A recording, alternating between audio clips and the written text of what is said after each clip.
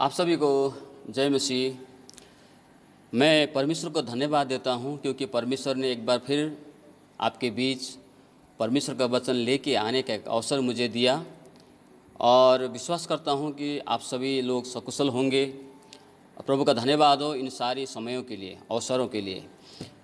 प्रियो, जैसे कि आपने इस वीडियो के थंबनेल में देखा कि कैसे एक बाइक सवार दुर्घटना का शिकार वहाँ पर होते होते बचा है, दुर्घटना हुआ है, इस बात को आपने थंबनेल में देखा।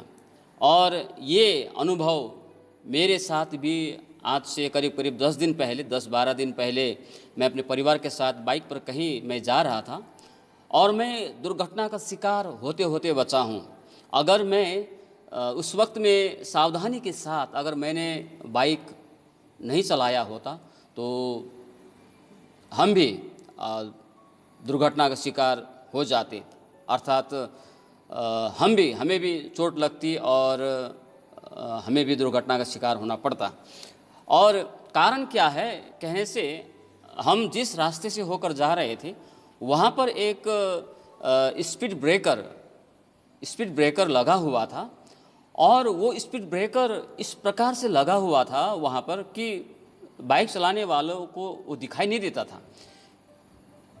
और वहाँ पर स्पीड ब्रेकर है, किसी को मालूम ही नहीं होता रहा, क्योंकि मुझे भी मालूम नहीं चला, क्योंकि वो उसी प्रकार से बनाया गया था। उसमें न तो कुछ उसके ऊपर न तो कुछ चिन्ह बने हुए थे, न ही कुछ ऐसे आगे कुछ संकेत दिया गया था। और जब मैं अचानक उस बाइक में मेरी पत्नी भी थी, हम दोनों जब बाइक में जब जा रहे थे तो अचानक वो स्पीड ब्रेकर मेरे सामने आने की वजह से मैं घबरा गया। लेकिन प्रभु का धन्यवाद हो कि मैं संभल कर चला रहा था बाइक को, इसलिए हम लोग गिरने से बाल बचे और हम लोग दुर्घटना का शिकार होने से हम लोग बच गए। उस वक्त में मेरे दिमाग में एक विचार आया इस स्पीड ब्रेकर को लेके। न जाने आज इस प्रकार के स्पीड ब्रेकर के कारण, जिसके ऊपर कोई चिन्ह नहीं बना होता है, जिसके आने से पहले कोई साइन भी नहीं दिया जाता है, इस कारण से कई लोग दुर्घटना का शिकार हो जाते हैं, उनका दुर्घटना हो जाती है। और कई सारे वीडियो, कई सारे फ़ोटो मैं आपको दिखा रहा हूँ। इस प्रकार से लोग दुर्घटना का शिकार हो जाते हैं। और उस वक्त में उस स्पीड ब्रेकर को लेके मेरा मन में एक विचार आया, वास्तव में ये जो स्पीड ब्रेकर है इसको बनाया क्यों जाता है, इसका उद्देश्य क्या है? इसका उद्देश्य यही है कि लोग दुर्घटना के शिकार न हो, लोग दुर्घटना से बच पाए, खुद चलाने वाले भी और वहाँ के आसपास के लोग, चाहे स्कूल हो चाहे कुछ भी हो। तो इसके आगे ये स्पीड ब्रेकर बनाया जाता है, लेकिन वो सही रूप से, सही प्रकार से, जिस प्रकार से बननी चाहिए, जिस प्रकार से स्पीड ब्रेकर लगानी चाहिए, उस प्रकार से लगाया न जाने के कारण लोग जब रास्ते पर जब यात्रा में होते हैं तो दिखाई नहीं देता है, जिस कारण से वो स्पीड ब्रेकर सुरक्षा देने के बजाय वो दुर्घटना देने वाले अर्थात दुर्घटना में लाने वाले एक कारण बन जाता है। वास्तव में लगाया जाता है लोगों की सुरक्षा के लिए, परंतु यही स्पीड ब्रेकर सही प्रकार से न लगाने के वजह से, सही रूप से वहाँ पर स्थापित न किए जाने के कारण लोग दुर्घटना का शिकार, बचने के बजाय लोग दुर्घटना का शिकार हो जाते हैं। जैसे मैं भी होते होते, मेरा परिवार भी होते होते बचा। प्रियो, इस विषय को लेकर हमारी बाइबल से संबंधित कुछ वचनों को मैं रखना चाहता हूँ। प्रिय, बाइबल में एक शब्द प्रभु यीशु ने कई जगह पर कई जगह पर उन्होंने उल्लेख किया है, और वो शब्द है ठोकर का कारण। वो शब्द जो बाइबल में बार बार बताया गया है, प्रभु यीशु ने कई जगह पर उल्लेख किया है, वो है ठोकर का कारण न बनो, ठोकर का कारण मत बनो। ये विषय बाइबल में कई सारी जगहों पर बताया गया है। उदाहरण के तौर पर मैं एक पद पढ़ना चाहता हूँ। मत्ती रचित सुसमाचार, अगर आप बाइबल लेके बैठे हैं तो बाइबल खोल लें और मत्ती सुसमाचार 18 अध्याय 6 पद से लेकर मैं 9 पद तक मैं पढ़ना चाहता हूँ। मत्ती रचित सुसमाचार 18वां अध्याय इसका 6 पद से लेकर 9 पद तक। पर जो कोई इन छोटों में से जो मुझ पर विश्वास करते हैं एक को ठोकर खिलाए, उसके लिए भला होता कि बड़ी चक्की का पाट उसके गले में लटकाया जाता और वह गहरे समुद्रों में डुबाया जाता।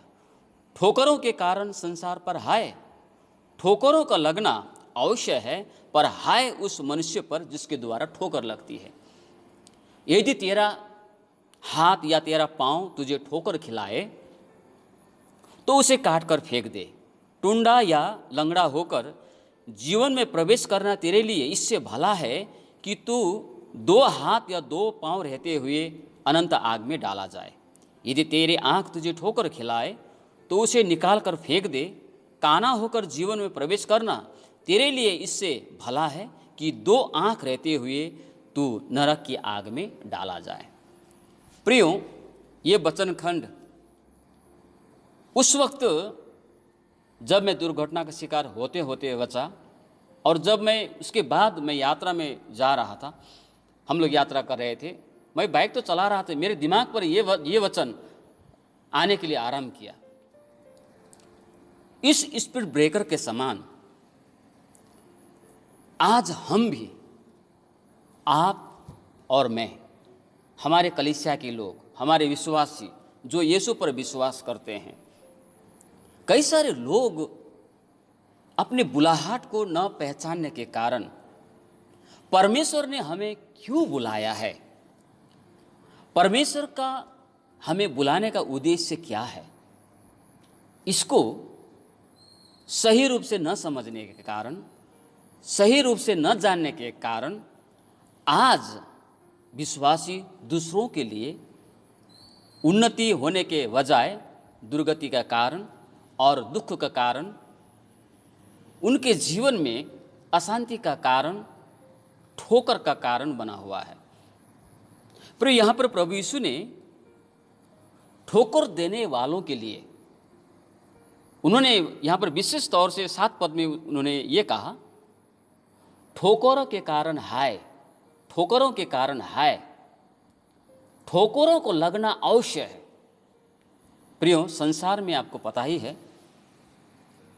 कि हाथों को पकड़कर खींचने वालों से ज़्यादा पैर को पकड़कर खींचने वालों की संख्या इस संसार में ज़्यादा है।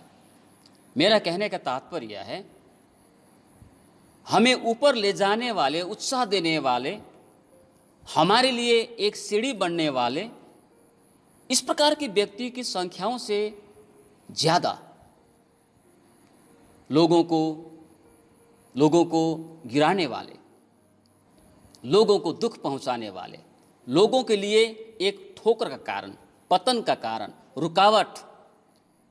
रुकावट का कारण, बाधा देने वाले, गिराने वाले, इस प्रकार के लोगों की संख्या संसार में ज़्यादा है। और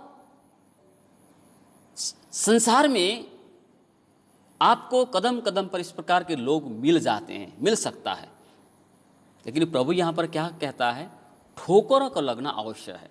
ठोकर देने वाले होंगे, लेकिन हाय उस व्यक्ति पर जिसके द्वारा ये होता है, जिसके द्वारा ठोकर लगती है।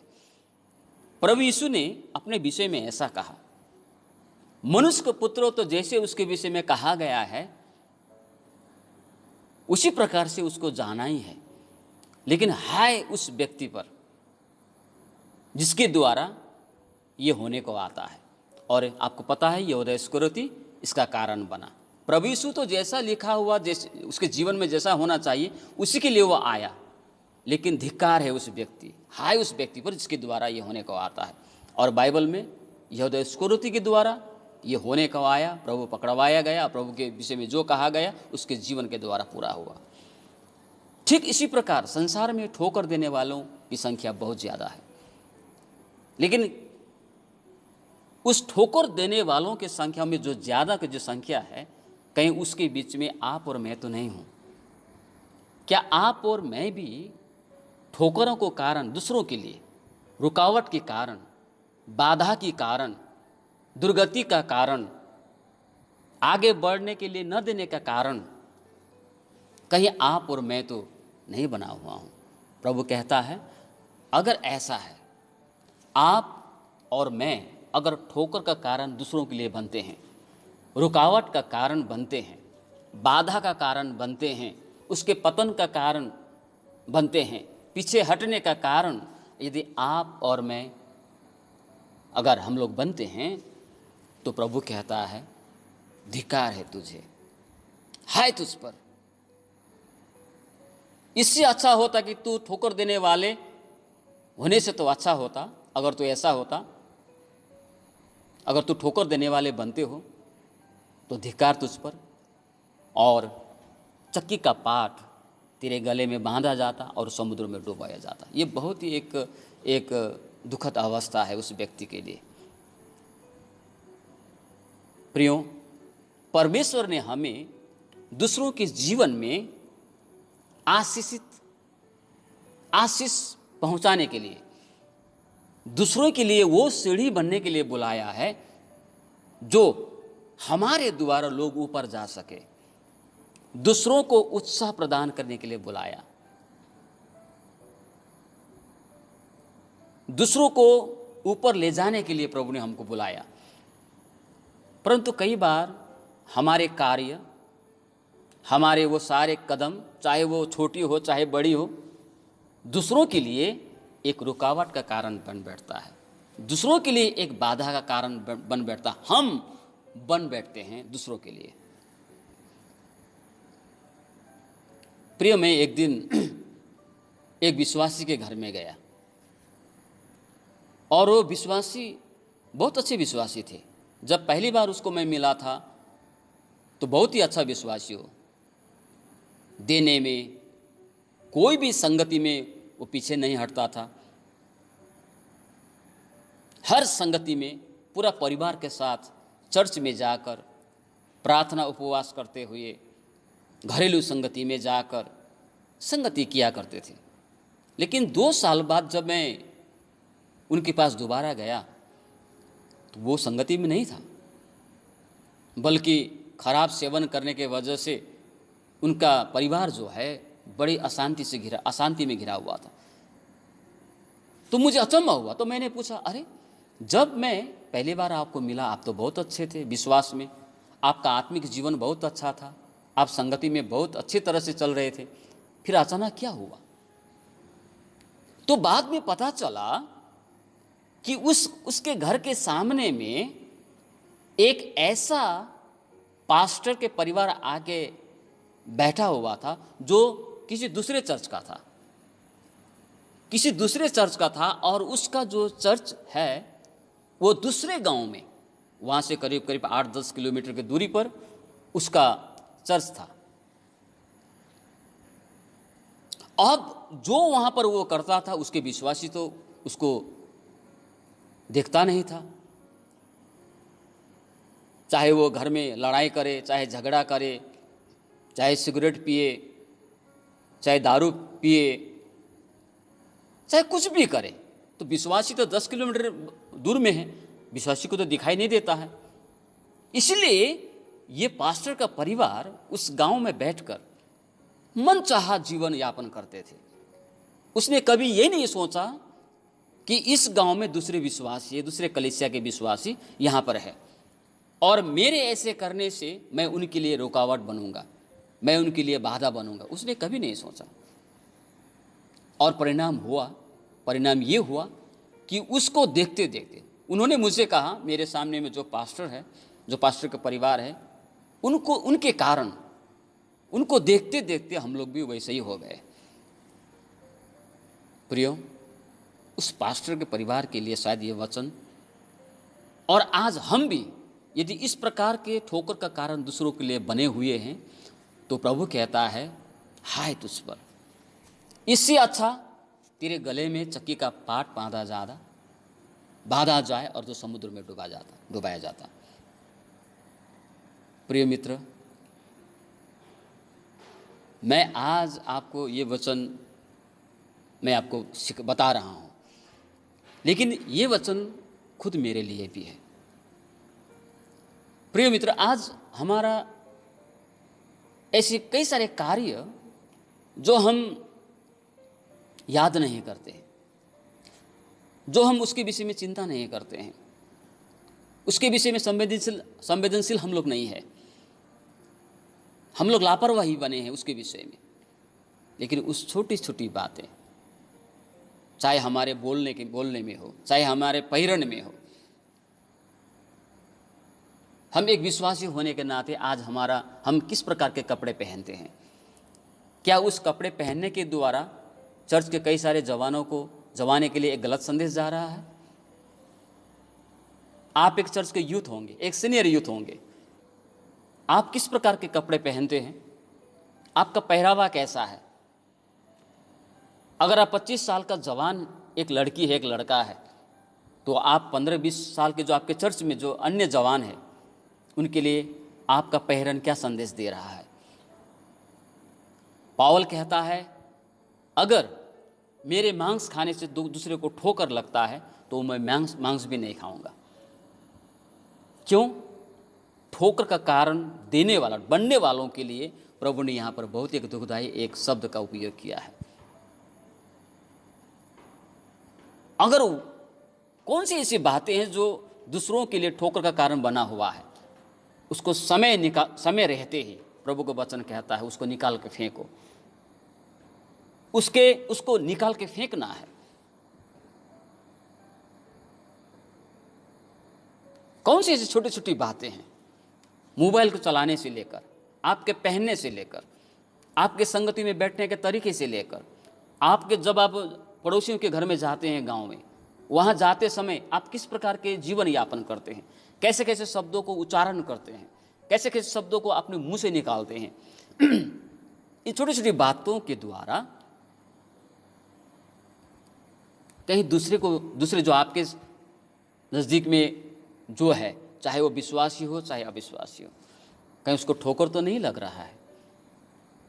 हम आत्मा को जीतने के लिए बुलाया गया है। प्रभु ने कहा, यूहन्ना सुसमाचार वो कहता है 15:16, यहाँ पर एक जगह में उन्होंने यूहन्ना सुसमाचार 15:16 में, अगर आपके पास बाइबल है तो आप भी मेरे साथ खोल सकते हैं। यहाँ पर प्रभु ने क्या बोला? 15:16 यूहन्ना सुसमाचार, तुमने मुझे नहीं चुना परंतु मैंने तुम्हें चुना है और तुम्हें नियुक्त किया है कि तुम जाकर फल लाओ और तुम्हारा फल बना रहे, कि तुम मेरे नाम से जो कुछ पिता से मांगो वो तुम्हें दे। परमेश्वर चाहता है, परमेश्वर ने हमको चुना, प्रभु यीशु ने, कि हमारे जीवन के द्वारा फल फलने चाहिए। और वो फल वो चाहता है नाश न हो, नष्ट न हो वो फल, परंतु वो फल सदा बना रहे, वो फल सदा बना रहे। चाहे वो मेरे द्वारा हो, चाहे आपके द्वारा हो, कि चाहे किसी दूसरे के द्वारा हो, वो फल लाया होगा, वो फल फला होगा, और वो फल हमेशा रहने चाहिए। अगर वो फल आत्मा रूपी फल है और वो चर्च में आए हैं, तो आपके और हमारे कारण उसे ठोकर न लगने पाए और वो फल रूपी आत्मा नष्ट न होने पाए, वो फल अंत तक चर्च में रहने चाहिए। एक बात हमें आज चिंतन करने की आवश्यकता है, क्या आज हम दूसरों के लिए ठोकर का कारण बने हुए हैं? मतलब रुकावट का कारण। मैंने पहले ही बताया आपको, परमेश्वर ने हमें दूसरों के जीवन में, दूसरों को उन्नति करने के लिए, दूसरों की जीवन में आशीष को लाने के लिए प्रभु ने हमको बुलाया है, प्रभु ने हमको चुना है कि हम दूसरों के लिए वो सीढ़ी बने जिसमें होकर लोग ऊपर तक जाए। हम वो चट्टान न बने, वो पत्थर न बने जिसमें ठोकर खाकर लोग गिरते हैं। नहीं, क्योंकि प्रभु ने हमें इसलिए नहीं बुलाया है। जैसे मैंने आरंभ में आपको बताया, शुरू में स्पीड ब्रेकर का एक उदाहरण मैंने आपको दिया। वास्तव में स्पीड ब्रेकर बनाने का उद्देश्य है कि लोगों को सुरक्षा दे, लोगों को दुर्घटना का शिकार होने से बचाए, परंतु वो सही तरह से न बनाए जाने के कारण वहाँ पर जो चिन्ह लगाना चाहिए, यहाँ पर स्पीड ब्रेकर है, एक साइन न देने के वजह से, उसके ऊपर कुछ बना सफ़ेद एक धारियाँ न होने के वजह से, वो स्पीड ब्रेकर लोगों को बचाने के बजाय लोग उसमें होकर दुर्घटना के शिकार हो जाते हैं। ठीक उसी प्रकार हम विश्वासी भी, आप और मैं, हमारे कलीसिया के लोग आज दूसरों के जीवन में आशीष लाने के बजाय, दूसरों के जीवन में शांति को लाने के बजाय, दूसरों के लिए उन्नति का कारण बनने के बजाय, हम अपने बुलाहट, हम अपने चुनाव को न जानने के, न पहचानने के कारण हम दूसरों के लिए एक पतन का कारण, ठोकर का कारण, नाश होने का कारण हम लोग बन बैठे हैं।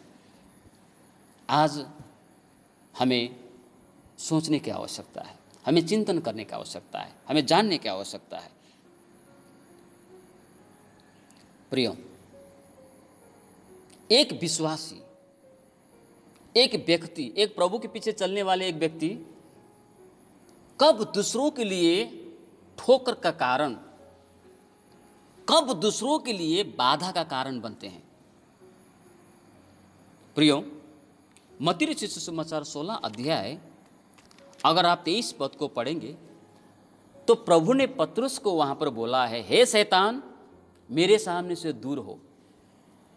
और यहां पर आप आगे से पढ़ेंगे तो प्रभु यीशु यहां पर अपने चेलों को वो किस प्रकार की मृत्यु उनका होने जा रहा है और उनका उद्देश्य क्या है और किस प्रकार का दुख उसके जीवन में वो लेने को जा रहा है, उसके जीवन में कैसे कैसे दुख आने वाली है, ये बातों के विषय में, बातें अपने चेलों के विषय में, अपने चेलों के साथ प्रभु बता रहा था।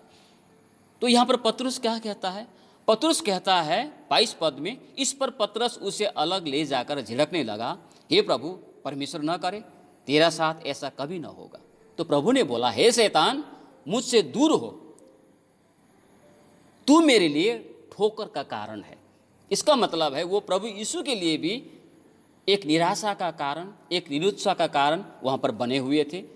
और अभी हमारे समझ में परमेश्वर के राज्य के लिए भी इस प्रकार के लोग ठोकर का कारण बनते हैं। किस प्रकार के लोग? नीचे प्रभु ने बोला, क्योंकि तू परमेश्वर की बातों पर नहीं परंतु मनुष्यों की बातों पर मन लगाता है। अर्थात मनुष्य की बातों कहने से हम संसार की बातें वर्तमान दिनों में हम समझ सकते हैं। तो प्रभु ने यहां पर क्या बोला? तुम मेरे लिए ठोकर का कारण बने हो। क्यों? क्योंकि तुम परमेश्वर की बातों पर नहीं परंतु मनुष्यों की बातों पर तुम्हारा मन लगा हुआ है। आज वर्तमान दिनों में भी यही है। एक विश्वासी परमेश्वर की बातों में मन लगाने के बजाय, परमेश्वर की वस्तुओं में मन लगाने के बजाय, परमेश्वर के राज्य की बातों से संबंधित उन सारी विषयों पर मन लगाने के बजाय, आत्मिक क्षेत्र, आत्मिक बातों में अपने मन लगाने के बजाय अगर संसार की बात, संसार की वस्तु, संसार के चीज़ों पर, संसारिक क्षेत्रों पर अपना मन लगाता है तो वह प्रभु यीशु की राज्य, प्रभु यीशु की सेवकाई और दूसरों के लिए एक ठोकर का कारण वो बन बैठता है। अगर एक विश्वासी आत्मिक जीवन में मन लगाता है, आत्मिक बातों में मन लगाता है, इसीलिए कलसी के पत्र में पाउल ने बोला कि ऊपर के बातों में मन लगाओ। अगर ऊपर की बात, स्वर्गीय बातों में, ईश्वर की बातों में अगर वो मन लगाता है तो वो ठोकर का कारण बनने के बजाय लोगों के लिए वो आशीष का कारण बनते हैं, उन्नति के कारण वो बन बैठते हैं। लेकिन एक विश्वासी परमेश्वर की संगति के बजाय, परमेश्वर की वस्तुओं, परमेश्वर की चीज, ईश्वरीय बातों, आत्मिक जीवन के प्रति मन लगाने के बजाय अगर संसारिक बातों पर उसका मन लग जाता है ना, संसार की ओर वो चलने के लिए आरंभ करता है, संसार की वस्तुओं, संसारिक क्षेत्र में उसका ज़्यादा प्रभाव बढ़ जाता है, तो लोगों के लिए वो ठोकर का कारण बन बैठता है। उसके द्वारा आत्मा, जो आए हुए आत्मा भी बिखर जाता है। लोग प्रभु को नहीं पा सकते उसके जीवन के द्वारा। पाए हुए विश्वासी उसके जीवन को देख के दूर हो सकता है, प्रभु से दूर हो सकता है। अगर आप और मैं आज ऐसे हैं, हम इसी प्रकार से हम अपना आत्मिक हमारा विश्वासी जीवन, हमारा मसीह जीवन को यापन कर रहे हैं, तो आज एक क्षण हमें चिंतन करने की आवश्यकता है। क्या मैं वो सीढ़ी बना हुआ हूँ जो लोग मेरे से होकर ऊपर तक जा सकता है, या मैं वो पत्थर बना हुआ जिसमें ठोकर खाकर लोग गिरते हैं? चाहे कुछ भी हो। इसीलिए प्रियो, इस आज के इस समय में परमेश्वर का वचन को बोलते हुए मैं आपको ये बात बता रहा हूँ कि परमेश्वर ने हमें आशीष कारण बनने के लिए बुलाया है दूसरों के जीवन में।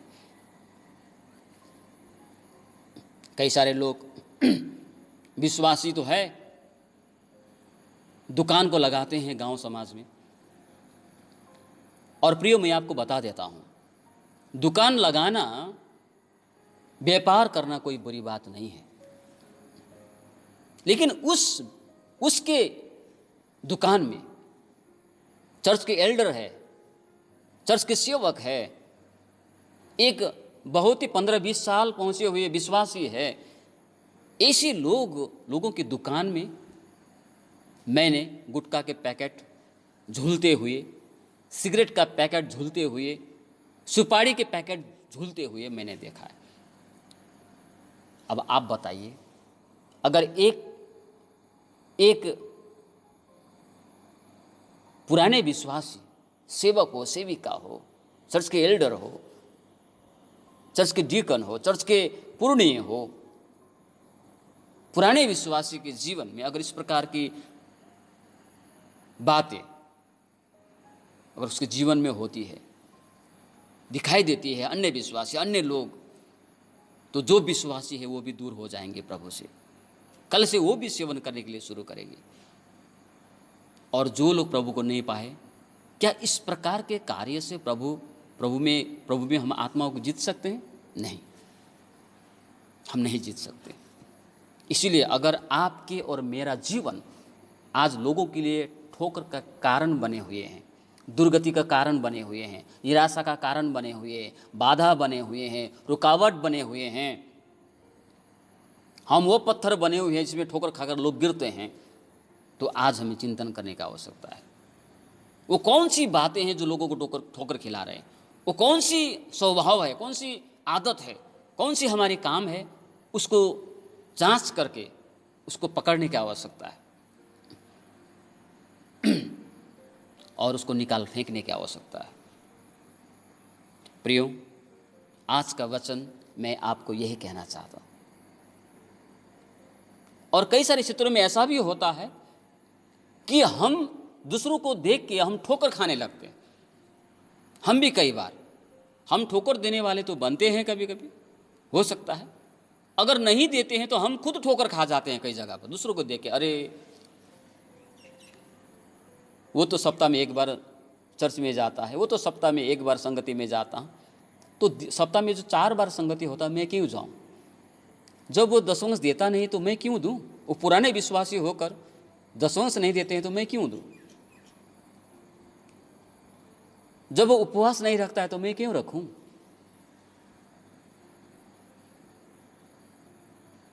जब वो सांसारिक कार्यक्रमों में जाता है तो मैं क्यों ना जाऊं? उसको देख के कई सारे विश्वासी, भले ही वो ठोकर देने वाले न बन रहे हों, लेकिन ठोकर खा जाते हैं और उसके समान वो बन बैठते हैं। उससे कैसे बचे? हम कैसे बच सकते हैं? इस प्रकार के ठोकर लगने से, खुद के जीवन को नाश होने से हम कैसे बचा सकते हैं? तो भजन संग्रह 119 का 165 यहाँ पर ऐसा कहता है। भजन संग्रह 119 का 165 मैं पढ़ रहा हूँ। आपके पास भी यदि बाइबल है तो बहुत अच्छा, आप खोल लें। और मैं 119 का 165 पढ़ रहा हूँ। तेरी व्यवस्था से प्रीति रखने वालों को बड़ी शांति होती है, तेरी व्यवस्था, उसके वचन से प्यार जो रखता है, प्रेम जो रखता है, उसके लिए बड़ी शांति होती है और उनको कुछ ठोकर नहीं लगती। तेरी व्यवस्था से प्रीति रखने वालों को बड़ी शांति होती है और उनको कुछ ठोकर नहीं लगती। किसे ठोकर नहीं लगती? जो परमेश्वर के वचन से प्यार करता है, जो परमेश्वर के वचन को रात दिन मनन करता है और थोड़ा भी अवकाश मिले, थोड़ा भी अगर अवसर मिले तो परमेश्वर को वचन को पढ़ता है, बाइबल को पढ़ता है, परमेश्वर के वचन को के अध्ययन को करता है। ऐसे लोग ठोकर खाने से बचते हैं, ठोकर देने वाले से भी, ठोकर का कारण बनने से भी बचता है और दूसरों से ठोकर खाने से भी बच सकते हैं। कब? जब परमेश्वर के वचन को वो मान्यता देते हैं, परमेश्वर के वचन का अध्ययन करता है, जब वो परमेश्वर के वचन को प्रतिदिन आत्मिक भोजन के रूप में वो लेता है। प्रिय मित्र, प्रेरित 19 अध्याय का 32 पद में वहाँ पर एक बात लिखी है। जब यहाँ पर गायुस और प्रेरित 19 का 32, यहाँ पर एक जगह में 19 का 32 में ऐसा लिखा है, जब पौलुस ने नीचे वहाँ कोई कुछ चिल्लाता था और कोई कुछ, क्योंकि सभा में बड़ी गड़बड़ी हो रही थी और बहुत से लोग तो यह जानते भी नहीं थे कि हम किसके लिए इकट्ठे हुए हैं। यहाँ पर गयुस और अरिस्तार्खुस नाम का 2 व्यक्ति हैं जिसे पकड़ा गया, रंगशाला में ले गया। उसको देखते देखते बहुत सारे लोग रंगशाला के दौड़ गए। लेकिन एक बात यहाँ पर लिखा है, उनमें से कई सारे लोगों को ये भी पता नहीं था कि वो रंगशाला में क्यों दौड़ रहे हैं, वो रंगशाला में क्यों जा रहे हैं। आज हमारे कलीसियाओं में भी क्या ऐसे ही अवस्था नहीं है कितनों का? विश्वासी तो है, लेकिन मैं क्यों विश्वासी हूँ? मैं चर्च जाता हूँ, क्यों जाता हूँ पता नहीं है। अगर कोई आपको पूछे आप मसीह क्यों बने, तो आपका और मेरा प्रत्युत्तर क्या होगा?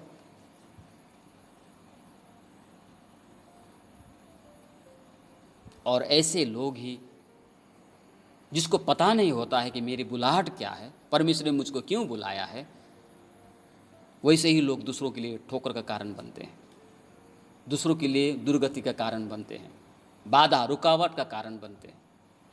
और उसके लिए प्रभु ने बहुत एक दुखदायी बात यहाँ पर बताई। इसलिए प्रियो, परमेश्वर ने हमें चुना है कि हम दूसरों के जीवन में फल को लाएं। हमें फल को लाना है और वो फल सदा बनी रहने चाहिए। हमारे कार्य हमें ऐसा नहीं बनना है कि दूसरों को ठोकर का कारण मिले।